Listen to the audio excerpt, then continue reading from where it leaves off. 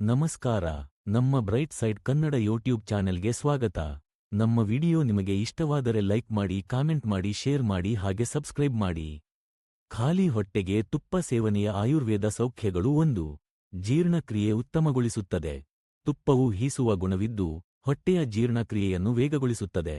ಖಾಲಿ ಹೊಟ್ಟೆಗೆ ಸೇವಿಸುವುದರಿಂದ ಅಜೀರ್ಣ ಮತ್ತು ಗ್ಯಾಸ್ಟ್ರಿಕ್ ಸಮಸ್ಯೆಗಳು ಕಡಿಮೆಯಾಗಬಹುದು. 2. ದೇಹದ ಡಿಟಾಕ್ಸಿಫಿಕೇಶನ್.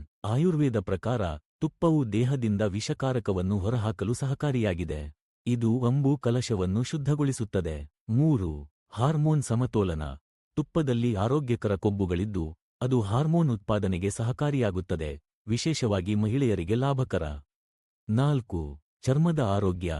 ತುಪ್ಪವು ಚರ್ಮವನ್ನು ನಯಗೊಳಿಸಿ ಹೊಳೆಯಲು ಸಹಾಯ ಮಾಡುತ್ತದೆ. ಇದನ್ನು ಖಾಲಿ ಹೊಟ್ಟೆಗೆ ಸೇವಿಸುವುದು ಚರ್ಮದ ನೈಸರ್ಗಿಕ ಬಲವನ್ನು ಹೆಚ್ಚಿಸುತ್ತದೆ. 5. ತೋಲನ ಶಕ್ತಿ ಹೆಚ್ಚಿಸುತ್ತದೆ.